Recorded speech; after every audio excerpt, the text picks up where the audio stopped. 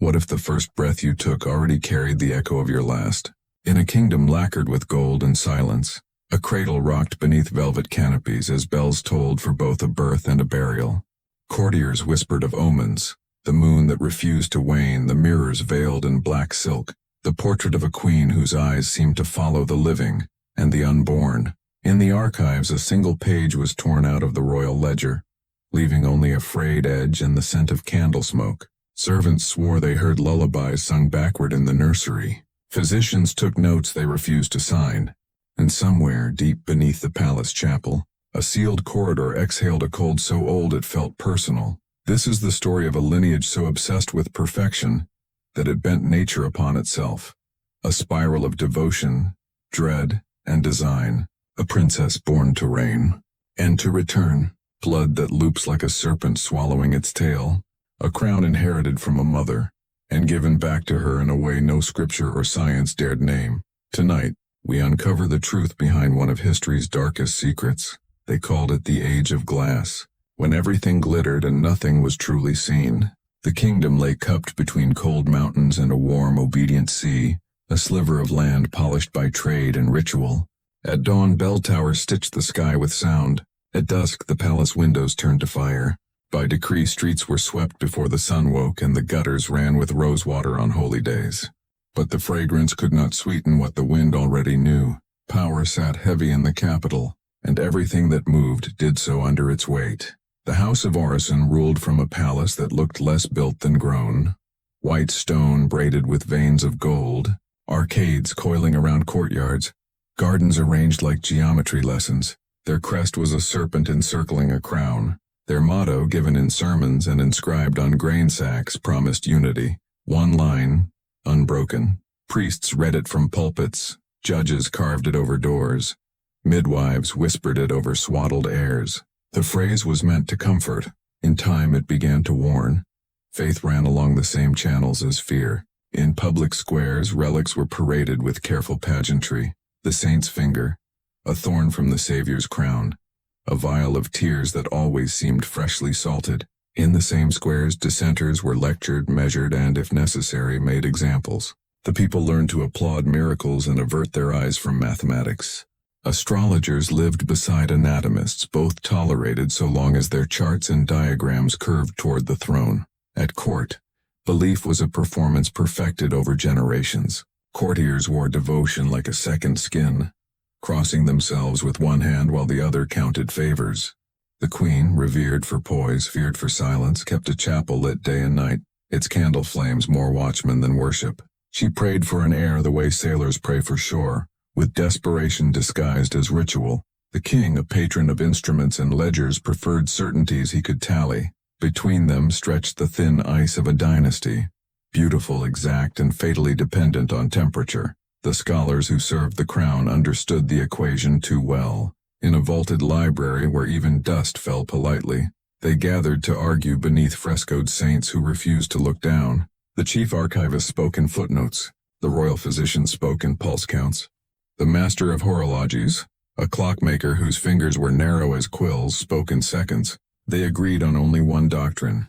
Continuity was survival. If history hiccuped, if the line shuddered or split, neighbors would feast on the kingdom like wolves on winter meat. So the rituals multiplied. Marriages were arranged not by love but by lineage maps that looked like constellations drawn in blood. The cathedral's confessional acquired a second door that led discreetly toward the palace. Midwives signed oaths in ink darker than ink. In the nursery, cradles were carved with charms to ward off the wandering dead, the jealous living, and chance itself. Any child born to the House of Orison carried the burden of mathematics and myth.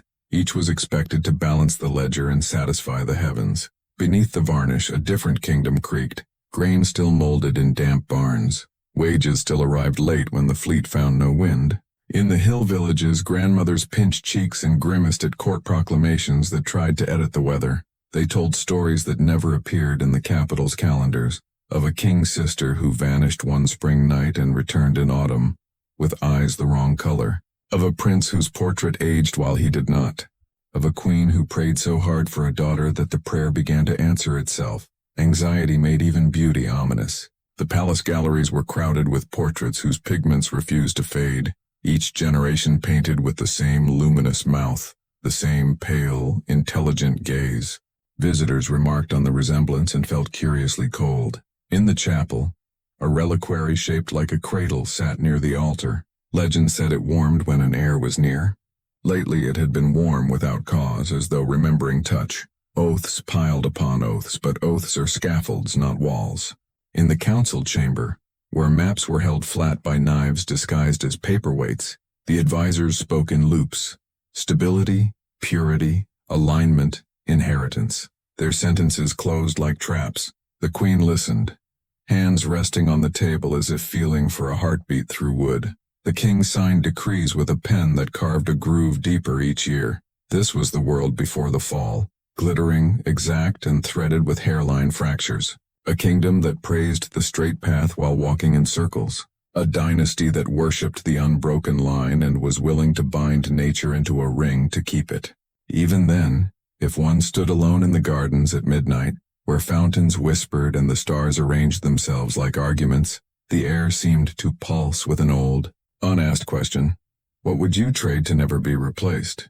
The House of Orison had its answer. The price had already been counted. All that remained was the receipt. It began with a storm that never quite arrived. The clouds gathered above the palace like spectators, bruised and waiting, yet no rain fell. The midwives said the air felt charged, as though the sky itself was holding its breath. Inside the queen's chambers, incense burned too fast, curling into shapes that resembled words before fading. The courtiers whispered that a royal birth was always a blessing, but the old women in the servants' quarters spat into their palms and muttered that this one was a bargain. The queen labored for 3 days and 3 nights. On the dawn of the 4th, the bells rang before the cry came, as though the tower already knew. When the infant was placed in her mother's trembling arms, the room fell unnaturally still. The candle flames bent toward the child, then straightened as if acknowledging authority. The newborn's eyes were open, impossibly open, and within their gray depths shimmered something too, knowing for a creature, newly drawn from the veil. The court, physicians recorded the event with mechanical precision. No anomalies, they wrote, except for early ocular response. The royal astrologer disagreed. He claimed the child had been born beneath the conjunction last seen when the first Orison king ascended, a celestial pattern associated not with beginnings, but with recurrence. He was dismissed quietly the next morning. His telescope was found in the river by dusk. The child was named Princess Alara of Orison, after an ancestor famed for wisdom and madness in equal measure. From her first breath she was watched, by nurses, by priests, by the unblinking portraits of those who had come before her. When she slept, her dreams leaked into the room, whispering curtains, clocks that ran backward, lullabies sung in voices not her own. A governess once swore the baby had spoken in her sleep. Not babble, but a word. She refused to repeat it, and within a week, she was gone from the palace records, to the outside world. Alara grew as every royal child should. Golden curls, perfect posture, eyes the color of polished steel. But the walls knew, the mirrors fogged when she passed. Dogs whimpered under her gaze. Servants swore they saw her standing in the corridors at hours when she was supposed to be locked in the nursery, one hand on the marble, head tilted, listening to something only the stones could say. One winter, when Alara was 5, the queen fell ill. Physicians blamed exhaustion, priests blamed sin, and the court blamed silence. The queen slept for 3 days, waking only once and to look at her daughter and whisper, "She remembers." No one understood. No one dared ask what. Rumors began to breed like mold in the corners of the palace. Some said Alara had been born from a promise made in desperation, that her mother, unable to conceive, had turned to an ancient rite known only to the Orison bloodline. Others whispered that the rite had worked too well, that the child's soul was not new but returned, a rethreading of the queen's own essence, trapped and reborn in her daughter's body. A forbidden chronicle, hidden in the abbey's vault, spoke of such a practice. The circle of the blood, a ritual of continuity meant to preserve divine right by folding it inward, life into life, womb into womb. But each repetition weakened the vessel. The circle, once complete, could not be undone without consuming itself. The royal confessor was called in secret. He wrote only one line in his ledger before sealing it with wax. If she is both mother and child, then where does sin begin? Years passed, and the princess's resemblance to the queen grew unsettling. Her gestures mirrored her mother's, her laughter echoed precisely. Once, during a royal portrait session, the painter dropped his brush when he saw the reflection. Two faces, identical, one older, one impossibly young, staring out of the same mirror. The portrait was destroyed, but whispers of it endured. Some said the canvas bled. By her 12th birthday, Alara could recite histories that had never been taught to her, recall events no living witness could confirm. When asked how she knew, she would simply smile and say, "Because I was there." The kingdom celebrated her brilliance. The scholars applauded her memory. But those who loved her feared her. Even her mother began to tremble in her presence, as if the air between them had grown crowded, not with distance but with repetition. The queen started wearing gloves even indoors, as though touch might trigger recognition she could not survive. And in the silence of her chambers, as thunder finally broke after 12 years of waiting, the queen knelt before her daughter's empty cradle, untouched since the day of birth, and whispered a prayer that sounded more like a confession, because the storm had not been delayed. It had only been waiting for her to arrive. In the heart of the Orison Palace, below the marble corridors and perfumed halls, there lay a door that did not appear on any map. It had no hinges, no handle, only a pattern of serpents engraved into stone, their tails devouring their own heads. The royal servants called it the mouth of the line. The priests pretended it didn't exist. And yet, every full moon a light flickered beneath it, as though the door itself was breathing. It was there, they said. The queen descended when sleep refused her. She would vanish for hours and return pale, trembling, her fingers dusted with the scent of iron and myrrh. The guards at her chamber swore they heard chanting from the depths. Not Latin, not prayer, but something older, rounder, like a song sung in a circle. They learned quickly not to speak of it. The court called it devotion. The truth was closer to desperation. The queen had sought counsel from scholars and seers alike. The archives reveal letters written in her hand re-coded and burned, pleading for guidance on the tether between self and successor. The replies, what fragments survived, warned her that nature, once folded, demands symmetry. The child will rise as the mother falls. Such is the law of mirrored blood. But love, especially royal love, makes its own heresies. When Princess Alara turned 15, she began asking questions that turned rooms cold. Who was I before? She asked the governess. A blessing, the woman said. Alara smiled. No, I mean before that. Soon after, the governess resigned without explanation. Her quarters were sealed, her name erased from the records. Alara's curiosity only deepened. She spent nights in the library, tracing her lineage through centuries of parchment. The portraits unnerved her. Every generation bearing her same eyes, her same smile, her same quiet defiance. But one painting, hung crooked in a forgotten hallway, stopped her cold. It was of a queen whose name had been scratched out, her face strikingly familiar. Behind her, faintly visible under the varnish, was a faint secondary outline. The same woman, smaller, childlike, standing within the queen's silhouette. Alara reached out to touch the paint. For an instant, she swore she felt the pulse of her own heartbeat behind the canvas. That night she dreamed of corridors made of flesh and light, of the sound of her mother's voice calling her name, and her own voice answering back, from somewhere deeper. When she awoke, her window was open, and a trail of footprints led from her bed to the chapel. In the days that followed, the queen's behavior grew erratic. She avoided her daughter, avoided mirrors, avoided her reflection in anything that might remember her. When she passed Alara in the corridor, she flinched, not from fear of her child, but from recognition. The royal physician, alarmed, requested permission to examine both mother and daughter. His journal, recovered decades later, describes a singular correspondence of pulse and temperature, as if their bodies share a rhythm beyond coincidence. When he suggested separating them for observation, the queen dismissed him immediately. He left the next morning for a pilgrimage, and was never seen again. Then came the day the king discovered the truth. He had followed his wife through the forbidden door, lantern trembling in his hand. What he found was not a chapel but a laboratory. Glass vessels glowed like trapped moons. In the center stood a cradle, identical to the one used when Alara was born, surrounded by symbols carved into marble, filled with ash. The queen turned as he entered. Her eyes were wild, her voice low. "She is not my daughter," she whispered. "She is me." The circle demanded completion. The king recoiled. "You've damned us." "No," she replied. "I've preserved us." He struck the lantern, and in that moment the flame licked across a sheet of parchment, the ritual script, the seal of the Orison bloodline. As it burned, the air itself seemed to groan, the walls pulsing like veins. Somewhere above them the bells began to ring, though no hand touched them. The queen screamed, not in pain but in ecstasy. "She wakes," she cried. "The circle is whole again." That night, thunder cracked over the palace as Ilara stood at her window, whispering in perfect unison with her mother below, and in the bowels of the earth behind the sealed door, the serpents in the stone began to move. The storm that broke that night never ended. It only changed shape.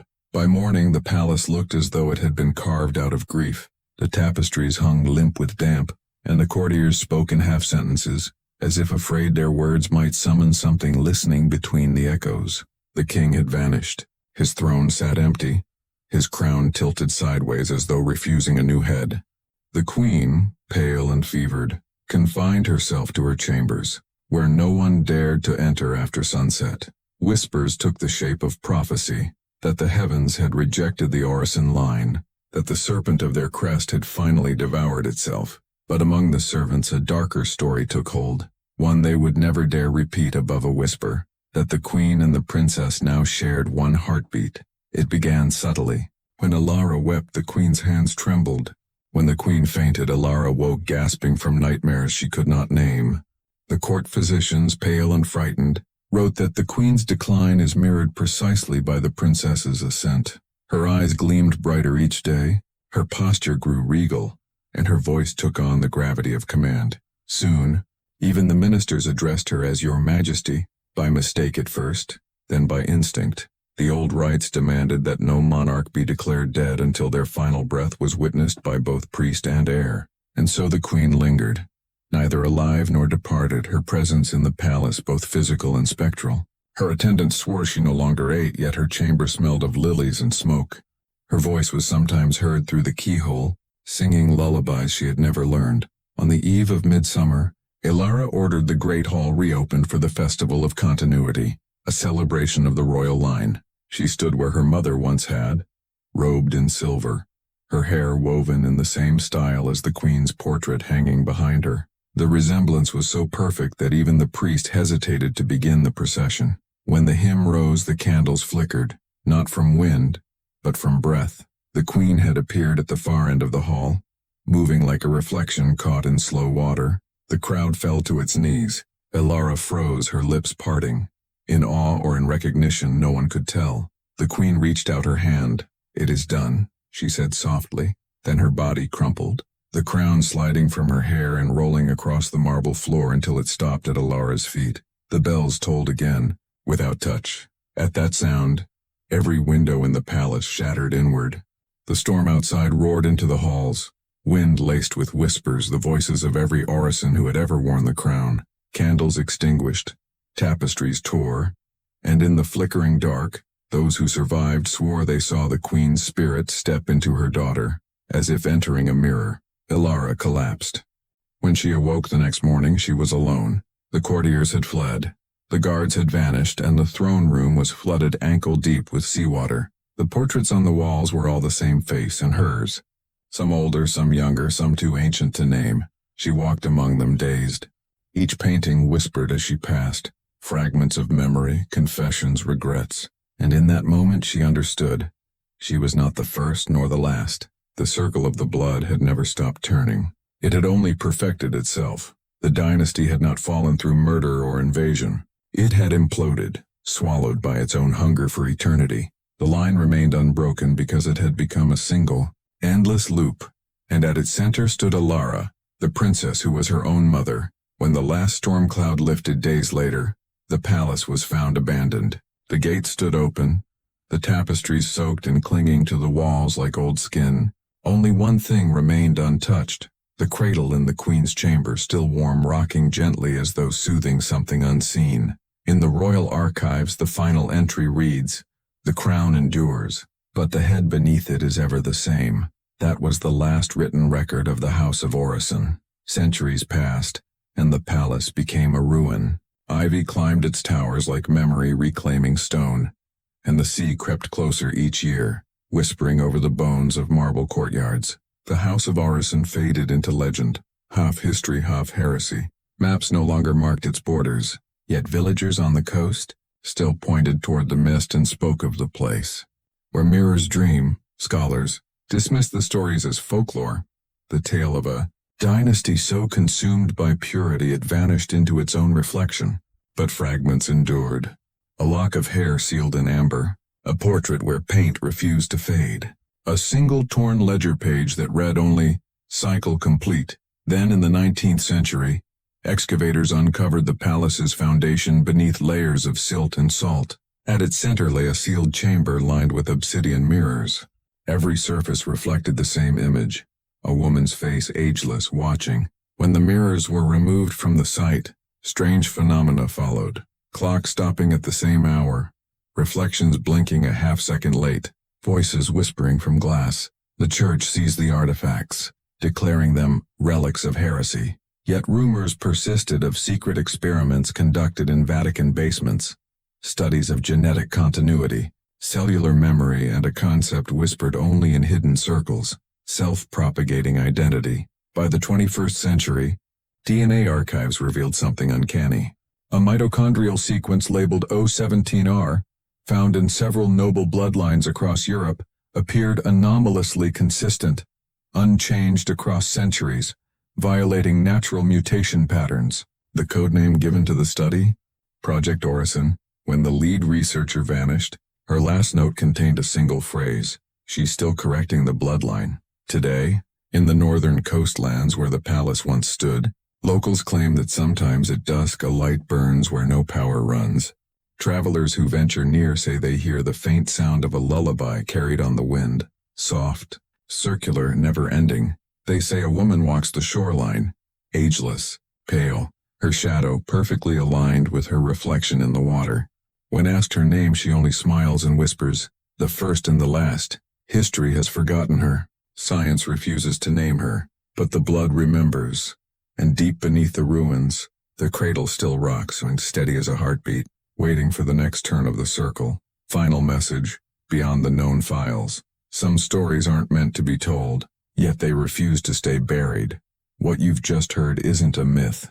It's a pattern, a design repeating itself beneath centuries of dust and denial. The royal genealogies that never aged, the faces that mirrored across eras, the blood that looped back upon itself. Some say the House of Orison was erased to protect history. Others whisper it was never erased at all, only rewritten, reborn, and waiting.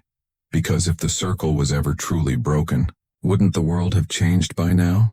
This has been another journey beyond the known files, where history's secrets meet the edge of the unknown. If this story made you question what lies beneath the surface of recorded history, don't forget to like, share, and subscribe. Because every week we uncover another truth the world tried to forget. Until next time, stay curious, stay vigilant, and remember, the truth is never as far away as they want you to believe.